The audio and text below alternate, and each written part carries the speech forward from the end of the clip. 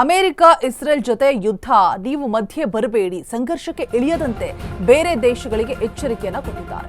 ಮೂರನೇ ದೇಶಗಳ ಎಂಟ್ರಿ ಸರಿಯಲ್ಲ ಅಂತ ಹೇಳಿಬಿಟ್ಟು ಇರಾನ್ ಹೇಳಿರುವಂಥದ್ದು. ಸಂಘರ್ಷಕ್ಕೆ ಇಳಿಯದಂತೆ ಬೇರೆ ದೇಶಗಳಿಗೆ ಎಚ್ಚರಿಕೆಯನ್ನ ಕೊಟ್ಟಿದ್ದಾರೆ. ಮೂರನೇ ದೇಶಗಳ ಎಂಟ್ರಿ ಸರಿಯಲ್ಲ ಅಂತ ಹೇಳಿಬಿಟ್ಟು ಇರಾನ್ ಹೇಳಿರುವಂಥದ್ದು. ಹಾರ್ಮುಜ್ ಕ್ಲೋಸ್ ಮಾಡೋದು ತಂತ್ರಗಾರಿಕೆ ಇದೆ.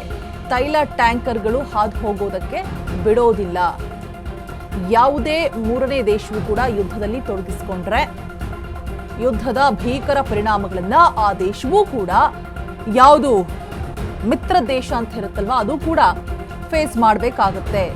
ಚೀನಾ ಸೇರಿ ಯುರೋಪ್ ದೇಶಗಳ ನೆರವನ್ನ ಕೇಳ್ತಾ ಇದ್ದಂತಹ ಟ್ರಂಪ್ ಪ್ರಸ್ತಾಪ ಬೆನ್ನಲ್ಲೇ ಇದೀಗ ಎಚ್ಚರಿಕೆಯ ಸಂದೇಶವನ್ನ ಕೊಟ್ಟಿರುವಂಥದ್ದು. ಇರಾನ್ ಯುದ್ಧದಲ್ಲಿ ಭಾಗಿಯಾದ್ರೆ ಬಂದ್ರೆ ಹುಷಾರ್ ಅಂತ ಹೇಳ್ಬಿಟ್ಟು IRGC ಹೇಳಿದೆ. ಅಮೆರಿಕ ಇಸ್ರೇಲ್ ಜೊತೆ ಯುದ್ಧ ನೀವು ಮಧ್ಯೆ ಬರಬೇಡಿ ಅಂತ ಎಚ್ಚರಿಕೆ ಕೊಟ್ಟಿದೆ. ಸಂಘರ್ಷಕ್ಕೆ ಇಳಿಯದಂತೆ ಬೇರೆ ದೇಶಗಳಿಗೆ ಕೊಟ್ಟಿರುವಂತಹ ಎಚ್ಚರಿಕೆ.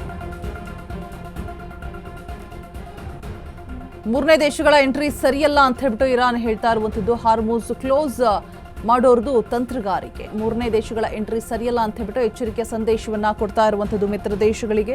ಅಂದ್ರೆ ಅದರ ಪರಿಣಾಮವನ್ನ ನೀವು ಕೂಡ ಎದುರಿಸಬೇಕಾಗತ್ತೆ. ಏನಾದರೂ ಸಹಾಯ ಸಪೋರ್ಟ್ ಮಾಡಿದ್ರೆ ಯುದ್ಧದ ಭೀಕರ ಪರಿಣಾಮಗಳು ನಿಮ್ಮ ದೇಶದ ಮೇಲೂ ಕೂಡ ಯಾರು ಸಪೋರ್ಟಿವ್ ಆಗಿ ನಿಲ್ಲತ್ತೆ ಅಲ್ಲೂ ಕೂಡ ಆಗತ್ತೆ ಅನ್ನುವಂತಹ ಎಚ್ಚರಿಕೆ ಸಂದೇಶವನ್ನ ರವಾನೆ ಮಾಡ್ತಾ ಇರುವಂಥದ್ದು. ಚೀನಾ ಸೇರಿ ಯುರೋಪ್ ದೇಶಗಳ ನೆರವನ್ನ ಕೇಳ್ತಾ ಇದ್ದಂತಹ ಟ್ರಂಪ್ ಇದೀಗ ಟ್ರಂಪ್ ಪ್ರಸ್ತಾಪದ ಬೆನ್ನಲ್ಲೇ ಎಚ್ಚರಿಕೆಯನ್ನ ಕೊಟ್ಟಿದೆ ಇರಾನ್.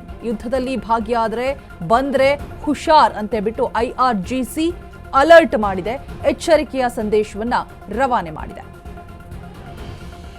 ಸಂಘರ್ಷಕ್ಕೆ ಇಳಿಬೇಡಿ, ಬೇರೆ ದೇಶಗಳು ಮಿತ್ರ ದೇಶಗಳು ಯಾರೆಲ್ಲ ನೆರವು ಕೇಳ್ತಿದ್ದಾರೆ ಟ್ರಂಪ್, ಸೊ ಆ ದೇಶಗಳಿಗೆ ಎಚ್ಚರಿಕೆಯನ್ನ ಕೊಡ್ತಾ ಇದೆ. ನೀವು ಕೂಡ ಅದರ ಭೀಕರತೆಯನ್ನ ಪರಿಣಾಮ ನೀವು ಕೂಡ ಎದುರಿಸಬೇಕಾಗತ್ತೆ ಅಂತ ಹೇಳ್ಬಿಟ್ಟು ಮೂರನೇ ದೇಶಗಳಿಗೆ ಇರಾನ್ ಕೊಡ್ತಾ ಇರುವಂತಹ ಎಚ್ಚರಿಕೆ. ತೌಹಿದ್ ಅಸಾದಿ ಅವರಿಂದ ಟೆಹರಾನ್ನಿಂದ ವರದಿ ಮಾಡಲಾಗ್ತಾ ಇದೆ. ವಾಯು ದಾಳಿಗಳ ಮುಂದುವರಿಕೆಯೊಂದಿಗೆ ನಾವು ಉಲ್ಬಣಗೊಳ್ಳೋದನ್ನ ನೋಡ್ತಾ ಇದ್ದೀವಿ. ಇರಾನ್ನ 200ಕ್ಕೂ ಹೆಚ್ಚು ನಗರಗಳ ಮೇಲೆ ಇದುವರೆಗೂ ಕೂಡ ಅಮೆರಿಕ ಮತ್ತೆ ಇಸ್ರೇಲಿ ವಾಯು ದಾಳಿ ಮಾಡ್ತಾ ಇದೆ. ಇರಾನ್ ಪ್ರತಿಕಾರ ಮತ್ತೆ ಮಿಲಿಟರಿ ಪ್ರಕ್ರಿಯೆಯನ್ನ ರೂಪಿಸೋದಕ್ಕೆ ತನ್ನ ಎಲ್ಲ ಹತೋಟಿಯನ್ನು ಕೂಡ ಬಳಸೋದಕ್ಕೆ ಪ್ರಯತ್ನಿಸ್ತಾ ಇದೆ. ಹಾರ್ಮುಜ್ ಜಲಸಂಧಿ ಮುಚ್ಚುವಿಕೆಯೂ ಕೂಡ ಅದರ ಒಂದು ಭಾಗವಾಗಿತ್ತು.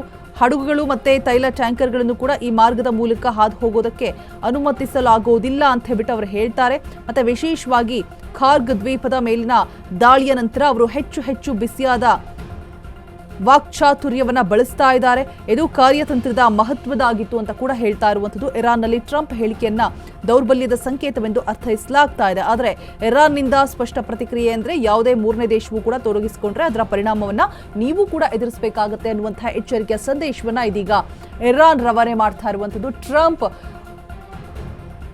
ಯುರೋಪ್ನ ಒಂದು ನೆರವನ್ನ ಕೇಳಿದಂತಹ ಸಂದರ್ಭದಲ್ಲಿ ಇದೀಗ ಎಲ್ರಿಗೂ ಕೂಡ ಮೂರನೇ ದೇಶಗಳಿಗೆ ಎಚ್ಚರಿಕೆಯನ್ನ ಕೊಡ್ತಾ ಇದೆ ಇರಾನ್. ನೀವೇನಾದರೂ ಸಂಘರ್ಷದಲ್ಲಿ ಭಾಗಿಯಾದರೆ ಯುದ್ಧಕ್ಕೆ ಸಪೋರ್ಟ್ ಮಾಡಿದ್ರೆ ಅದರ ಭೀಕರತೆಯನ್ನ ನೀವು ಕೂಡ ಎದುರಿಸಬೇಕಾಗುತ್ತೆ. ಅದರ ಪರಿಣಾಮ ನೆಟ್ಟಗಿರೋದಿಲ್ಲ, ಹುಷಾರ್ ಅಂತ ಹೇಳ್ಬಿಟ್ಟು IRGC ಇದೀಗ ಸಂದೇಶವನ್ನ ರವಾನೆ ಮಾಡಿರುವಂಥದ್ದು.